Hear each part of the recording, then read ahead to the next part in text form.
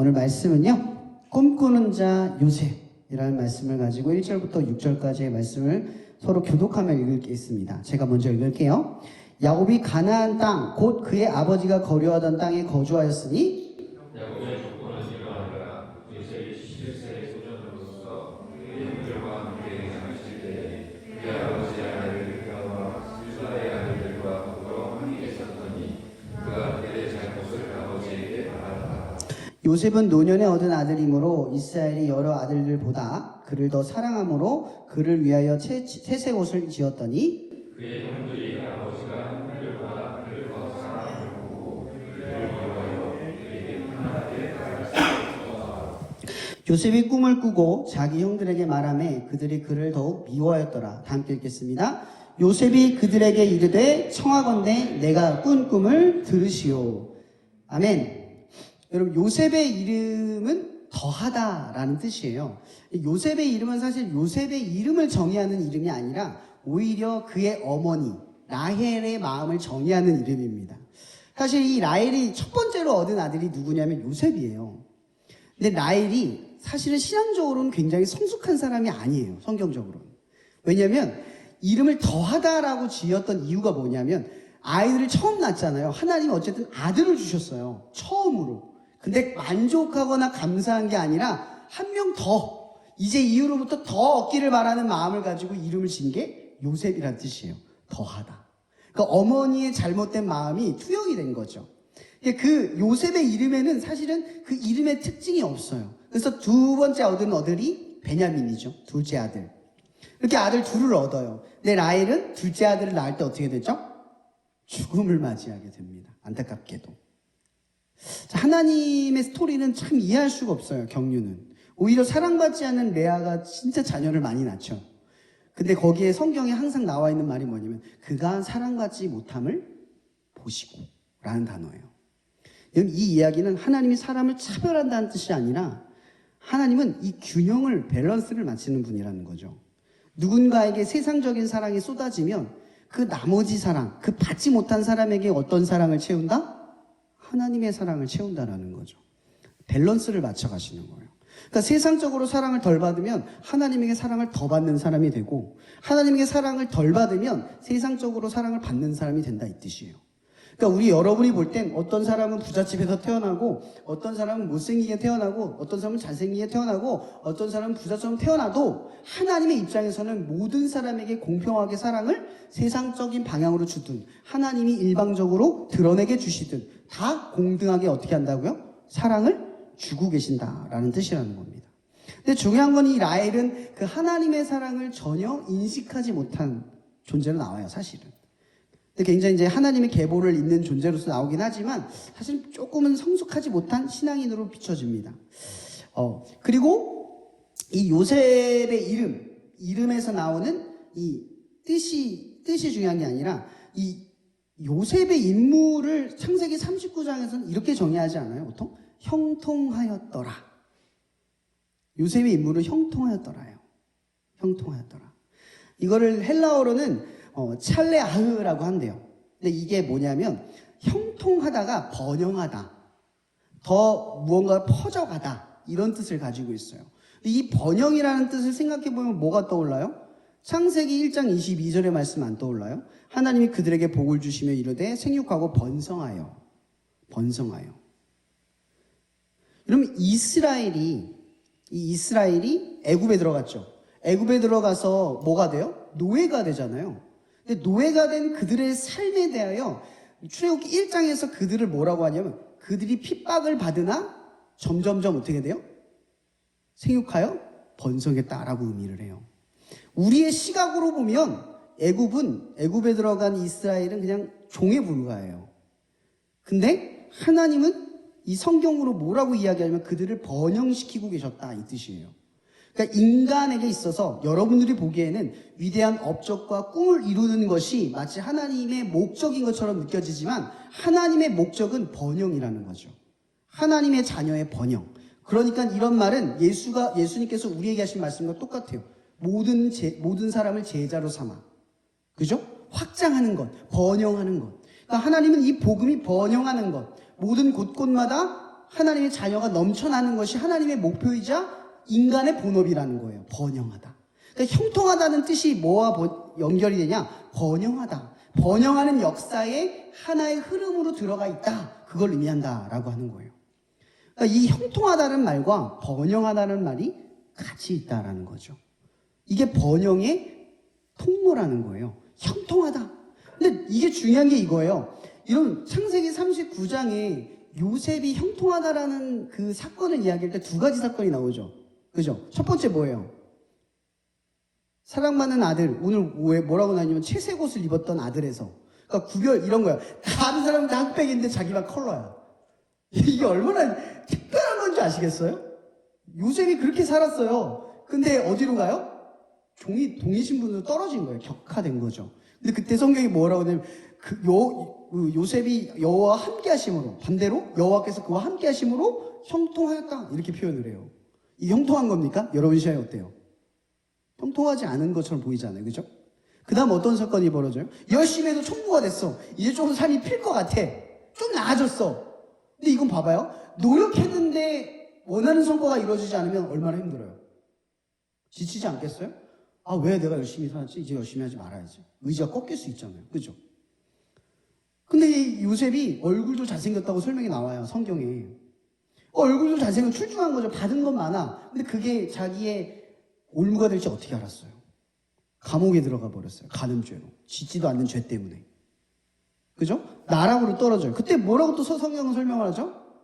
여호와께서 그와 함께 하심으로 그가 형통하였다. 반대로 말하면 그가 여호와와 함께 하심으로 형통하였다. 이렇게 표현을 해요. 자, 그러면 여기서 볼 때 이 형통함의 주제는 누구의 입장에서 형통한 거예요? 요셉의 입장에서 형통한 걸까요? 아니죠. 하나님의 입장에서 요셉이 지금 어디로 가고 있다? 번영의 길로 가고 있다. 그 뜻이에요. 번영하는 길로 가고 있다는 거예요. 제가 오늘 이야기를 한번 좀 해볼게요. 6절에 보면 이런 말이 나와요. 요셉이 그들에게 이르러 천하건대 내가 꾼 꿈을 들으시오 이렇게 얘기를 해요. 이 표현 한번 보세요. 얘 17세예요. 형들은 30세가 넘는단 말이에요. 시건방짐을 떠나서 개념도 없고 상식도 없고 눈치도 없어요. 지금 무슨 얘기를 하냐면 이 꿈이 뭐냐면 두 가지 꿈이잖아요. 볕단에게 절하는 거. 그죠? 또 하나는 뭐예요? 별들이 나한테 절하는 거. 이 꿈의 목표는 뭐냐? 형들에게 말하는 거예요. 하나님이 나에게 꿈을 줬는데 우리의 가정의 장자권을 나에게 줬고 내가 이 가정을 이끌어가는 존재로 하나님이 내게 꿈을 줬어요. 이런 말하는데 형제들이 그 소리를 듣고 좋아할 줄 아는 거예요. 눈치가 없어도 이렇게 없을 수가 없죠. 그죠? 너무 사랑을 받으니까. 아버지의 사랑, 어머니의 사랑을 돈독하게 받으니까 자기는 누구한테나 사랑받는 사람인 것처럼 느껴지는 거예요. 그러니까 요셉은 중요한 게 이거예요. 하나님이 줬죠. 꿈은 줬어요. 이 꿈은 하나님 준 게 맞아요. 하나님은 그를 그렇게 만드실 거예요. 근데 문제가 있죠. 요셉은 그 꿈을 이룰 모습이 아니에요. 모습은 아니라는 거죠. 하나님이 여러분들을 하나님의 자녀로 이루셨어요. 근데 아직은 어때요? 하나님의 자녀의 모습이 아니에요. 근데 하나님이 그런 모습으로 출발한다는 거죠. 여러분의 모습 보세요. 오늘 이 이야기는 사실은 제가 앞에 첫 회에 얘기했던 이야기의 마지막입니다. 첫 번째죠. 아브라함의 믿음의 통로 플랜 B. 여러분들의 플랜 B라고 했어요. 그죠? 그 플랜 B의 약속을 이루시는 것 그게 뭐예요? 이삭. 약속의 자녀. 하나님이 우리에게 약속한 것이지 우리가 하나님에게 약속된 행동을 하는 게 아니라고 했어요. 믿음의 플랜 B를 통해서 여러분의 약속을 이루는 건 하나님이시요. 그 다음 뭐예요? 야곱. 반드시 너를 다시는 야곱이라 부르지 않을 것이다. 그러니까 하나님의 결단, 완벽한 결단. 지금 이 세 가지 플랜으로 갔어요. 근데 이 야곱의 이름 뜻이 뭐였죠? 이스라엘. 이삭은 하나님의 자녀였어요. 자녀, 한 사람. 하나의 통로였어요. 근데 야곱의 이름이 뭐라고요? 이스라엘. 하나님의 백성. 확장이 일어났죠. 자, 이제 무슨 얘기를 하냐면 믿음을 통해서 자녀가 나고 자녀를 통해서 백성을 이루시는 거예요. 근데 백성의 한 개인마다 뭘 주시냐? 오늘 이야기예요. 꿈을 주신다. 이 얘기를 하려고 하는 거예요. 그래서 꿈꾸는 자 요셉의 이야기를 하려는 거죠. 그럼 하나님의 백성, 하나님의 자녀에게는 공통의 꿈이 있다는 거예요. 근데 그게 각 사람마다 가진 자질과 재능과 환경에 따라 나뉘어지기는 하지만 하나님은 모든 사람에게 뭘 가지고 있다? 비전, 꿈을 주고 계신다라는 거예요. 여러분들이 볼 땐 내 삶의 목표가 없는 것 같지만 꿈이 있다라고 하는 거예요. 제가 최근에 그 학부모님들과 본의 아니게 상담들을 많이 하게 됐어요. 들으면서 많이 느꼈던 게 뭐냐면 자녀들이 가장 힘들어하는 순간이 언제냐면 꿈을 잃었을 때라고 이야기를 하는 거예요. 공부를 열심히 했는데 그 꿈에 미치지 못하는 나의 성적이 있을 때 좌절을 한대요. 왜냐면 그것만 바라봤는데 그게 사라져버리니까요. 그 순간이 얼마나 비참한지를 아는 거예요. 제가 이것을 아이들에게만 빗대지 않아요. 우리도 똑같아요. 여러분 열심히 하고 있는데 삶의 목적이 사라져버리면 어떻게 될까요? 허무해져요. 힘이 빠지고 살고 싶지가 않아져요. 그러니까 인간에게 있어서 가만히 보면 소망은 불필요한 것처럼 보이지만 가장 중요한 거예요. 우리가 내일을 살아가게 만드는 동력은 내일이 보장되어 있는 어떠한 약속 때문이 아니라 사실은 내일 내가 뭘 할까가 분명하게 제시되어 있기 때문인 거죠. 왜냐하면 목적이 있으니까. 살아야 할 목적이 있을 땐 내일을 살아갈 이유가 생겨요. 가난하고 힘들어도 그걸 뚫고 나아갈 이유가 생긴다는 거죠. 근데 하나님께서는 우리들에게 꿈을 주신다라는 거예요. 백성 한 사람 한 사람에게. 근데 여러분들에게 꿈이 없다. 지금 우리가 여러분이 볼 때 하나님의 자녀로 볼 땐 꿈이 다 있어요. 하나님은 빛과 소금, 하나님의 자녀로 이루신다가 있다는 거예요. 근데 여러분들이 지금 부는 꿈은 세상적인 거예요. 뭐가 되겠다. 근데 그 되겠다에 미치지 못할 때 우리는 어때요? 근본이 흔들려요. 근거가 사라지는 거예요. 그래서 하나님은 우리들에게 꿈을 꿀 때 가장 중요한 근본으로 두라고 하는 것이 뭐냐면 바로 오늘의 이야기예요. 너희들에게 준 꿈. 너희들의 삶에 주어진 것으로 너희들을 내가 이끌어가는 형태와 모양으로 뭐래요? 빛과 소금이 되는 것. 여러분들이 어떠한 형태와 모습과 이룬 것의 업적과 상관없이 그것이 하나님의 꿈이고 하나님의 목적이라는 거예요. 저 오늘 이 이야기를 하고 싶었다라는 거죠. 자, 여러분들이 바라볼 때 아까 얘기했던 꿈이 사라지면 우리가 분명히 내가 내일 모레 뭐 1학기에 대한 어떤 근본과 목적, 꿈이 상실될 때 우리가 나아가야 될 어떤 삶의 방향성이 되게 힘들어져요. 그러니까 우리의 목적을 뭘로 두느냐에 따라서 여러분들의 방향은 결정이 된다라고 하는 거죠. 직업은 사실은 엄연히 말하면 꿈이 아니에요. 엄연히 말하면. 우리의 꿈이라고 하는 건 어떤 가정을 이룬다? 그것도 꿈이 아닌 거죠. 이루고 싶은 거죠. 꿈이라고 하는 것은 삶 전체를 하나로 이룰 수 있어야 돼요. 그러면서도 살면서 바뀌기도 한다는 거죠. 이걸 우리는 또 다른 말로 말하면 철학이라고 해요. 철학. 나름의 철학을 가지고 있는 거예요. 삶에 대한 어떠한 철학을 갖고 있는 거죠.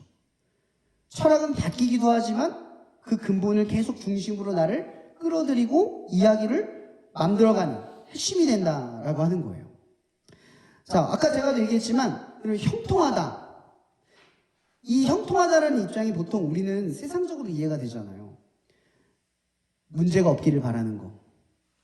순탄하기를 바라는 거. 그죠?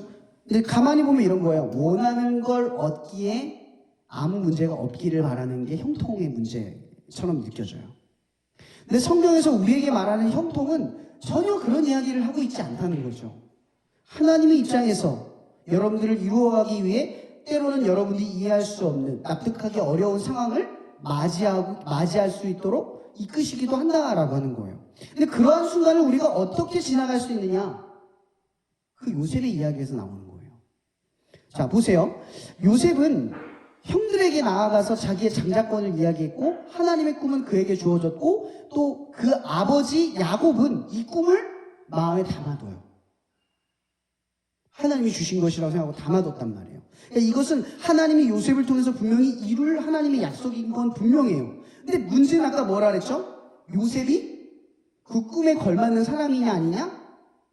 문제예요. 문제라는 거죠. 근데 요셉은 지금 이 이스라엘의 가정, 이 하나님의 백성을 이룰 장자의 모습이 아닌 거예요. 눈치가 없죠. 이게 뭐예요? 민첩성이 없는 거예요. 다른 사람의 마음을 보고 판단할 수 있는 민첩함이 없어요. 또 하나 뭐가 없죠? 다른 사람을 이해하는 공감 능력이 떨어져요. 너무 떨어져요. 형이 내가 이런 행동을 했을 때 아까 보세요. 형들의 허물을 이야기했는데 형들이 나를 미워하였더라. 근데 요셉 정작 본인이 요셉은 몰라요. 내가 한 행동의 결과가 사람에게 미움받을 행동인지 미움받지 못할 행동인지 몰라요. 그렇다라는 건 다른 사람이 힘들어하거나 아파하거나 어려워할 때 그 마음을 이해할 수 있을 만한 마음의 지혜가 없었다라는 거예요. 생각해 보세요. 이런 사람이 장자가 되면 가정은 어떻게 되죠? 이런 사람이 장자가 되면 하나님의 나라는 어떻게 되겠습니까? 여러분, 그래서 우리가 하나님의 영광을 위해서 어떠한 것을 원할 때 하나님이 지금 안 이루시는 이유가 그것 때문이에요. 뭐 단적인 예를 들어서 연애 문제를 두고 봅시다. 왜 나만 안 되지? 여러분, 하나님의 시각으로 보세요. 세상으로 보면 비교와 나의 못남이 보여요. 근데 하나님의 시선으로 봐보세요. 때가 아닌 거예요. 하나님은 여러분들에게 세상처럼 남자친구, 여자친구 사귀는 그 결과물을 가지고 나 여자친구 생겼어, 남자친구 생겼어 이런 영광으로 살아가라고 만든 게 아니라 이런 연애 왜 하죠? 좋은 사람 만나려고 하는 거예요. 연애가 목적이 아니잖아요. 그죠? 근데 우리 자꾸 본질을 잃어요. 연애의 목적은 좋은 사람을 만나서 하나님이 원하는 가정을 이루고 그 가정을 통해서 번영하는 것. 하나님의 자녀로 번영하는 것. 그게 목적이에요. 근데 우리는 어떻게 하냐면 연애 자체가 목적이면 어떻게 돼요? 상대가 믿음이 있든 신앙이 있든 가치관을 어떻게 맞춰가든 그런 게 기준이 되는 게 아니에요. 연애를 하는 게 더 급선무가 되는 거죠. 근데 만약에 하나님의 사랑받는 자녀라면 하나님은 그걸 꺾어 가신다는 거예요. 난 알 수 없어요. 근데 거시적으로 보면 하나님이 끌어가시는 거예요. 형통한 길로 끌어가시는데 단적인 나의 눈으로 보면 어때요? 왜 나만? 이게 되는 거예요. 근데 요셉도 그러지 않았을까요? 요셉은 하나님의 꿈을 줬는데 자기가 원해서 준 게 아니라 하나님이 줬단 말이에요. 근데 요셉의 상황을 보세요. 그 말 한마디, 사실 이 말 한마디가 트리거가 된 거예요. 도화선이 돼서 팍 터져버린 거죠. 형들의 미움이 이제 극단적으로 일어나는 거예요. 왜? 형들은 그동안 참았던 이유가 그나마 장자권이 걔한테 안 갈 거를 알기 때문에 참았던 건데 결국 뭐예요? 걔가 장자가 된대요. 이런 환장할 노릇이 어딨어요. 여태까지 차별받고 살았는데 제가 우리 가정의 장자가 되면 나는 뭐예요? 다시 또 바닥이 되는 거잖아요. 그런 걸 받아들이고 싶었겠어요, 형제들이? 당연히 싫었겠죠. 트리거가 돼버린 거예요. 하나님이 이야기한 얘기를 말한 그것 덕분에 트리거가 돼서 요셉이 극단적으로 미움을 받게 되는 사건의 계기가 되는 거예요. 근데 그렇게 야곱은 어떻게 되냐면 사랑받는 아들에서 노예의 신분으로 된 거죠. 애굽으로 끌려간 거예요. 자, 보세요. 지금 어떤 격변이 일어났냐. 요셉은 당연히 사랑받는 자의 모습에서 그 사랑이 당연하지 않는 종의 모습으로 바뀌었어요. 그죠? 자, 거기서 이제 끝나지 않죠? 그러고 나서 열심히 일을 했어. 열심히 노력을 해서 얻는 대가는 당연한 거죠, 여러분. 그죠? 근데 요셉이 뭘 겪어요? 당연하지 않은 일을 겪는 거예요. 난 성실하고 착하고 정직하게 했는데 어때요? 중상모략에 걸려서 나의 모든 공로가 사라져버렸어요. 요셉이 그걸 겪는 거예요. 이러면 여러분들에게 이런 꿈을 주셨다고 해서 이거 다 믿을 수 있어요, 지금? 이 상황이 요셉에게 믿어질 수 있는 상황이라고 생각하세요? 여러분들이라면 믿겨지세요? 자꾸 이렇게 어긋나고 무너지는데 노력했는데 인생이 망하고 사랑받던 인생에서 사랑받지 못한 인생이 돼버리고 어떻게 해요? 극복 가능하겠어요? 요셉이 그걸 뚫고 지나가는 거예요. 뭘 바라보면서 지나가죠? 꿈. 하나님이 주신 꿈을 보고 지나가는 거예요. 그래서 감옥에 들어갔어요. 그 감옥에 들어가서 간수장을 섬기는, 간수장이 하는 일을 도와주는 사람이 돼요. 신뢰받는 사람이 되죠. 아까 제가 뭐라 했죠? 요셉은 눈치가 없고 공감 능력이 떨어지는 사람이라고 했죠. 근데 이 요셉이 감옥에 들어가서 무슨 일을 했게요? 감옥에 들어온 사람들 사연이 많죠. 세상에 핑계 없는 무덤이 없다고 하듯이 감옥에 있는 사람들 중에 억울한 사람, 뻔뻔한 사람, 이런저런 사람 다 있었을 거예요. 요셉은 간수장으로서 뭘 했을까? 여러분 뭐 했어요? 그가 술 맡은 관원장, 떡 맡은 관원장에 찾아가서 뭐 해요? 그들의 하소연을 들어주죠? 그리고 하나님의 말을 해석해 주죠? 근데 이 얘기는 뭐냐면 요셉이 평소에 이 간수장 대리 역할을 하면서 뭘 했다는 얘기예요. 밥만 주고 그냥 뭐 씻어라 뭐 생필품 나눠줘. 그 끝일까요? 아니요. 그 사람들의 마음을 하나씩 돌봤다는 얘기예요. 근데 보세요. 요셉의 처지는 그나마 감옥에서 간수장을 도와주는 죄인에 불과했죠. 근데 하나님은 그의 실력을 어떻게 해요? 점점 길러가고 있었던 거예요. 요셉 본인은 알았을까요? 몰랐을 거예요. 이걸 어디다 써? 이걸 어디다 쓸지 어떻게 알아요? 자기도 모르는 자기의 능력이 하나님의 쓰시려고 하는 방향에 어울리도록 끌어가고 계시는 거예요. 참으로 희한하죠. 근데 요셉이 그 모든 순간을 뭘로 바라보며 지나갔느냐, 이걸 얘기하고 싶은 거예요. 뭐예요? 꿈. 하나님이 주신 꿈을 가지고 이 모든 시간들을 버텨내고 걸어갔다는 뜻이에요. 여러분들의 삶의 여정도 똑같아요. 요셉처럼 형통하지, 세상의 시선에 형통하지 않는 남들과 다른 나의 길도 있을 거예요. 근데 저 교수님들도 아실 거고 나이 든 사람들은 다 알아요. 저도 아는데 뭐 교수님만큼 살지 못했지만 여러분 인생은요 순탄하게 이렇게 올라가는 게 절대 아니에요. 이렇게 가다가도 이렇게 올라가기도 해요. 근데 이렇게 가다가도요 이렇게 떨어지기도 해요. 인생이 그래요. 그래서 내가 볼 땐 형통한 길이요 나중엔 그 형통함 때문에 무너지는 걸 견딜 수 없는 연약함이 돼버려요. 근데 거칠게 올라간 사람들은요 마음이 단단해서 떨어져도 다시 올라갈 때까지 그냥 해요. 제가 아까 처음 서두에 여러분들의 기도 제목을 나눴죠. 세상이 편리하고 쉬우면 우린 인내심을 잃어요. 세상에 풍성하고 넉넉하면 감사를 잃어요. 여러분 우리는요 우리가 원하는 걸 채울수록 강해지거나 풍성해지는 게 아니라요 나약해지거나 불평과 불만이 쏟아져 나와요. 우리의 마음이 약해서 그래요. 세상이 나를 충족할 수 없는 건 우리가 악하기 때문에 그래요. 욕망과 욕심으로 가득 채워져서 그래요. 이것만 더 있으면 좋겠다라는 생각이 끊이지 않고 자꾸 우리를 괴롭히기 때문에 그래요. 여러분 보세요. 요셉의 인생은 이렇게 끌어가요. 근데 그 당시를 살아가는 것도 여러분들이에요. 요셉이 지금 17세에 끌려갔으니까 이 정도 나이가 되면 한 20살에서 30 사이를 지나가고 있으니까 여러분의 나이겠죠? 그죠? 그러니까 이 인생에 이런 길을 걸어요. 노력해도 원하는 걸 얻을 수 없는 인생이 될 수도 있고 사랑받던 내가 사랑받지 못하는 상태에 이를 수도 있어요. 근데 꿈을 잃지 말라는 거예요. 하나님의 자녀는 꿈을 잃지 않아야 된다는 거죠. 그 꿈이 뭐예요? 하나님이 너를 빛과 소금으로 쓸 거야 라고 하는 꿈이 있어요. 하나님은 꿈을 꿨어요. 야곱, 이삭, 반드시 꼭 여러분들의 삶을 그렇게 쓸 거예요. 근데 그들의 삶의 순간은 이러한 처지를 지나가고 있다는 거죠. 보잘것없이 보이는 그것을 하나님이 능력으로 삼고 길러내고 있다는 거예요. 근데 중요한 건 이거죠. 꿈을 보는 사람들은 내가 선택한 길만 보는 게 아니라 선택하지 않은 곳에서 순종하며 나아간다는 거예요. 만약 나의 선택이 내 뜻대로 되지 않음이 나를 꺾고 내 의지를 포기하게 만든다면 그것은 하나님이 여러분들이 이끌고 있는 길로 가지 않는 게 형통한 길로 가지 않고 있다는 증거예요. 오히려 하나님의 형통한 길은 요셉의 인생을 보세요. 그가 선택하거나 그게 원했다거나 그가 바랐던 길로 가는 게 아니라 하나님이 원하는 모습으로 구축하기 위해 그가 바라지도 원하지 않은 길로 가게도 하신다는 거예요. 중요한 건 하나님이 보시기에 형통한 길이라는 거죠. 근데 그 하나님 말하는 형통한 길을 걸어가기 위해서 우리가 뭘 봐야 하냐는 거죠. 꿈을 보라는 거예요. 우리를 위한 꿈을 꾸신 하나님을 보라는 거예요. 하나님은 여러분들에게 꿈을 주셨고 그 꿈을 반드시 이루실 거예요. 어떠한 모습과 형태와 상관없이 빛과 소금으로 여러분을 쓰실 거예요. 반드시 그러실 거예요.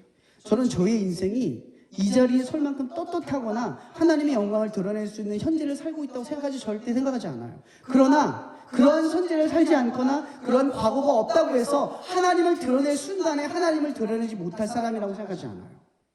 나는 지금 꿈을 꾸고 있거든요. 여러분들과 똑같은 꿈. 비록 내 모습과 내 상황과 상관없이 저는 그 꿈을 가지고 계속 나아가고 있어요. 그래서 나를 꺾으면 하나님은 아직 나를 위해 꿈을 꾸고 있어. 나에게 주신 꿈을 품고 가는 거죠. 여러분들의 삶이 무언가 이루어지지 않았다고 절망하지 마세요. 여러분, 저는요, 나이 20살에 신용불량자가 됐었어요. 저의 사춘기는 엄마 없는 아들, 그 당시에는 부모가 이혼 가정이 적기 때문에 엄마가 없잖아요. 그냥 왕따였어요. 저 이런 소리 들었어요. 제 엄마 없는 아들이야. 놀지 마 얘들아. 동네에서 왕따 당한 적도 있어요. 저의 사춘기는 암울했고 저의 20대는 죽을 만큼 힘들었어요. 근데 저의 아버지는 장애인이었고 저의 삶의 형편은 생계 가장 최저에 있는 사람들, 거기에 분류되어 있는 사람이었어요. 배고파서 라면을 훔쳤던 사람이었고 그 라면을 훔친 것 때문에 눈물을 쏟았던 사람이었어요. 그게 제 20대였고 제 10대였어요. 저는 그때 하나님을 몰랐고 그저 모태신앙으로 어머니를 따라갔던 사람에 불과했습니다. 군대를 제대하고 나서 교회를 다시 가기 시작하면서 그때 제 마지막 절망의 순간에 딱 하나 떠올랐어요. 왜 그랬는지 몰라요. 교회 가야겠다. 하나님이 주신 마음이겠죠. 전 교회를 갔는데 너무 믿어지는 거예요.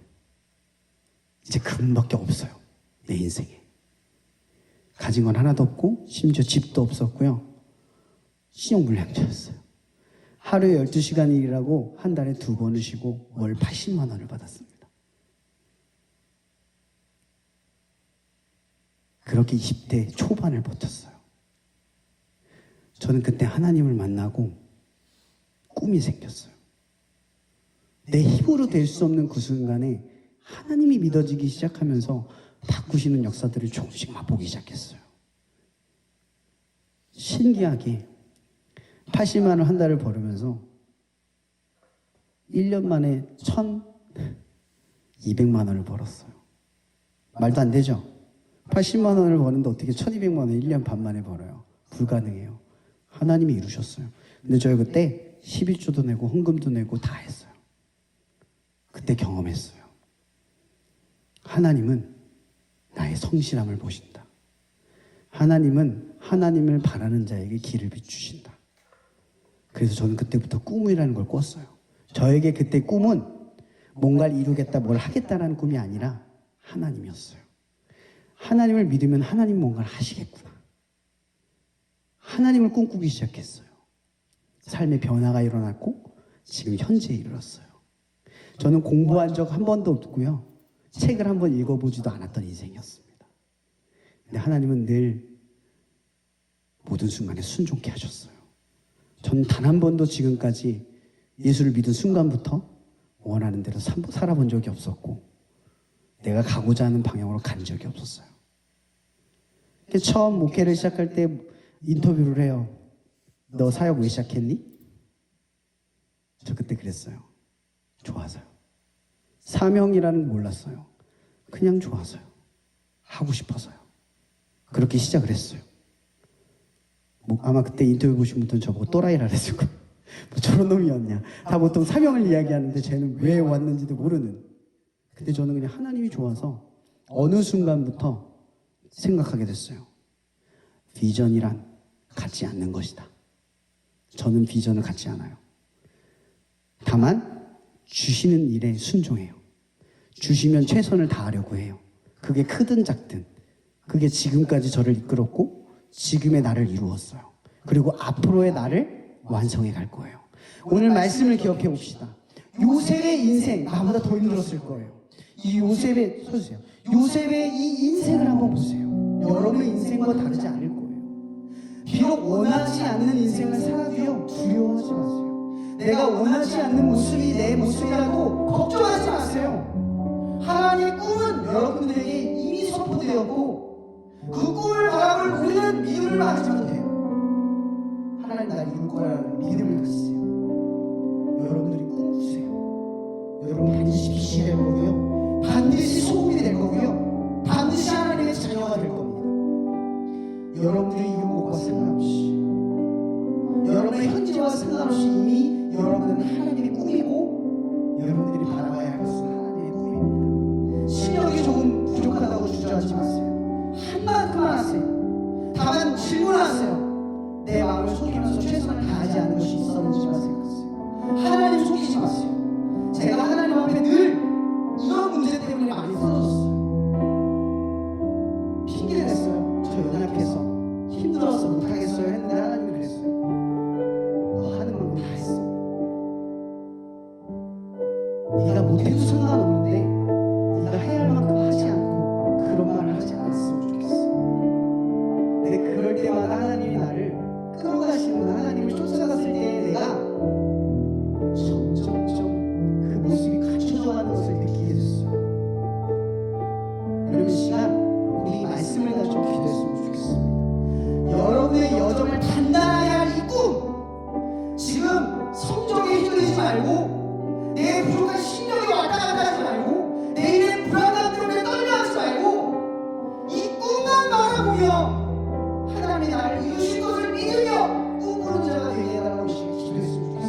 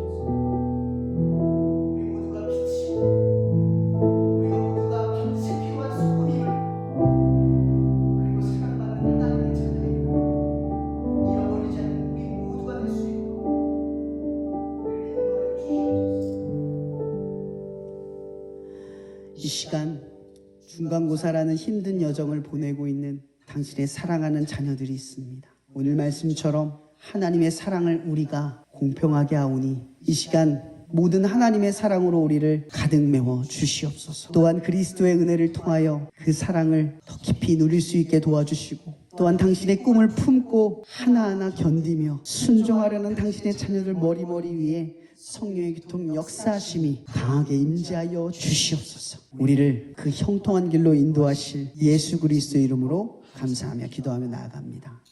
아멘.